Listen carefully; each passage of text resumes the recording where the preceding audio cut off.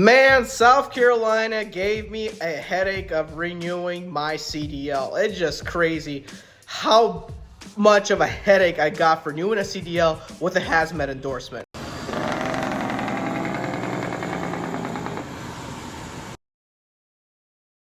So I've had my CDL for almost 5 full years, and in South Carolina you can renew your regular driver's license or your CDL up to a year in advance.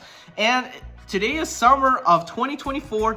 My CDL expires somewhere at the end of October 2024, and I decided I'm gonna do it early so that if I run into any issues that I ran into these past 3 days being at DMVs, I won't have to run into them issues at the end and run the risk of having an expired driver's license. Now, if you're new to the CDL trucking game, or you have a CDL and you're wondering why I have an issue renewing my CDL, first of all, I have a Hazmat endorsement. Every time I renew my license in South Carolina, or if you're a new truck driver and you're thinking about getting your CDL and you want to have a Hazmat endorsement on, you have to go through a background check from the TSA. And usually you have to go to a background check agency, which is Universal Enrollment Center or a Dentigo. Depending where you're at, there is Universal Enrollment Centers all over the country that you have to go to, do your fingerprints, provide 2 documents, your driver's license or your birth certificate or passport, whatever it may be, and basically you gotta go through a background check. Once you're cleared, you'll get a letter from the DMV stating, "We see your requests, blah, blah, blah, blah, from TSA. Come and get your Hazmat attached to your driver's license," which means renew it or attach to your driver's license or CDL if you don't have a Hazmat endorsement on it. And you got 6 months from the date of this letter to do it. You've been approved, go ahead. So I did all that. I went, got my background check, provided the documents. I went and waited. And I got a letter from the DMV, South Carolina DMV, stating you can go and add your Hazmat endorsement to your CDL, or basically renew your CDL and retake the Hazmat test. And by the way, yes, you have to also take a written test every time you renew your CDL, the Hazmat written test every time. Me personally, I don't think they should. I think you should just do the background check and not do the test. So anyway, I went to the DMV. I showed them that I have the the letter, and I also said that I have a, from the eye doctor, I have the thing in the system that's saying I'm good to go. I do not need the eye test. And why I don't do the vision test at the DMV is because their vision test things suck. And my eye doctor from Walmart, she's really nice about all this. She said I had people with 20/20 vision fail the DMV test because their vision testing machines just suck. They are terrible. And she checked my eyesight and it was all good to go. I said, just put this thing in the DMV so that way I'm good. And she did it. And guess what? I don't need driving glasses to drive a commercial vehicle or any vehicle. I don't need that on my license. So after providing them all the documents at DMV, I went and did my Hazmat test, which I failed the first time. So I went back the next day and I passed it the next day. But that day at the DMV, it was just terrible. Like, I was sitting there just for 2 hours almost before I got to my test. Like, there was only 3 people working there. So I had to wait 2 hours before I did my test. I passed my second time. I passed the test the second time with flying colors. Went to get my license renewed, my CDL renewed. Wrong. When I got up there and they were trying to renew my CDL, it said my live status was not active with the DMV.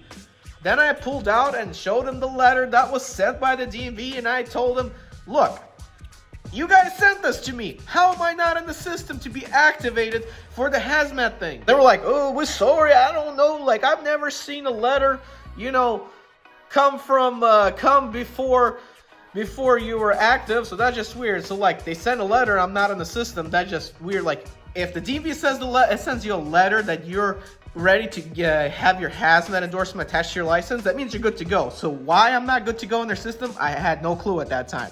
And they told me it's something to do with the enrollment agency. So after the DMV that day, they couldn't help me. I couldn't argue with them. I went to Dentigo, and they told me, oh, it's probably the TSA. If anything, you have to wait up to 30 days. I'm like, 30 days? Man, I can't wait that long. I want to get it done quick. So I called TSA. And TSA said there's nothing we could do on our end, called the Universal Enrollment Agency. So Universal Enrollment Agency is different from Identico. Identico is like just the branch office. Universal Enrollment Agency is basically what processes all those background checks. And if you have a Hazmat endorsement, pushes it into the DMV. I called their customer service and they said probably because of Juneteenth, that holiday, you need to wait another 24 to 48 hours because it needs 3 to 4 business days to be activated in the DMV system. I'm like, okay. And they were like, if they still don't have you in the system, call us, get the name of the person working there that told you no, get the location, name, and address. I'm like, yeah, I'll do that. So I also waited the whole day. I didn't go back to the DMV that day. And then I got a letter from, an email from Identico themselves. And it said, guess what? That my active status was sent to the DMV and I should be good to go. I'm like, okay, great. I'm going to go the next morning. So I went the next morning and out of all things, when I got there, they said, nope, it's not active. I'm like, okay, this is it. I grabbed that letter that got from the DMV that was sent to me to say I was good to go. And I gave it to them. And the lady at the counter, she was nice. She went to her manager. Her manager called probably the Universal Enrollment Agency or whoever is in charge of the DMV and got this sorted out. He had to re-ask questions for me like my hair color, my eye color, where I was born and stuff like that. There was a problem why it wasn't getting pushed through. So at the end of the day, I still got my driver's license renewed. I am good for another 5 years. For CDLs, if you have a Hazmat, you're good for 5 years from the time you were cleared through with a background check.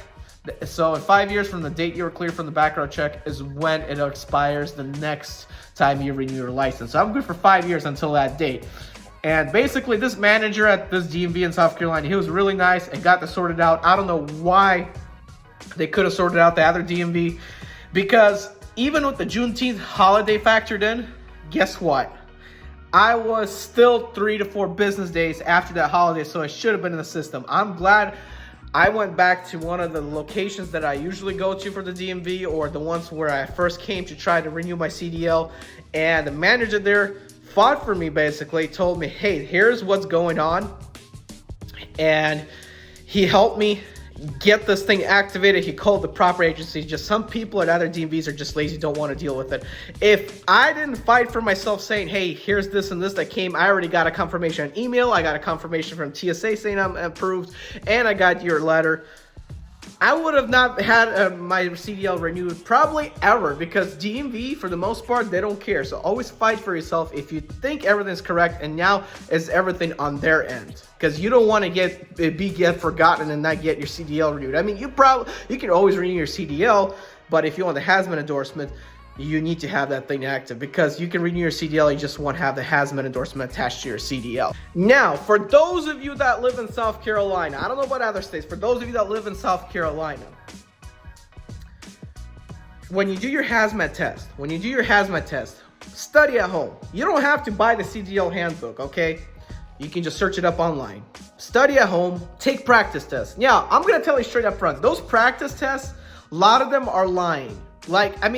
Those questions that you answer are in the CDL handbook on the Hazmat section, but they are not going to be in the South Carolina DMV written practice test on their computer. That's why I failed the first time, because I didn't read the book. I read the book a little, but I went and did the practice test thinking if I do the practice test, I probably will nail it, which I didn't. That's the mistake I made. So I went back and I studied as much as I could, and I took different kinds of practice tests that I have never even heard of, just to make sure those Hazmat practice tests would prepare me for South Carolina. But to be honest, the Hazmat test is not that hard. You just got to read slower the question and choose the right answer the best you can. For the most part, you should be able to answer those questions. You can skip through a lot of them and come back to them if you don't know how to answer. Most of the time, if you skip through the ones that are the hardest, you'll answer all the ones you know very quickly, and you might not even have to answer the questions you skip. And by the way, I wish I could record and give you guys a cheat sheet. No, I'm just kidding. I mean, that would be nice, but that'd probably be illegal to share test answers to people, so I can't expose that. But even if I did, DMV does change the answers or the way everything's worded every time you go in there and log in and do the written test. So it'll never be 100% the same or exact. Not canceled. Guys, I'm Eddie B. 2004 Jerry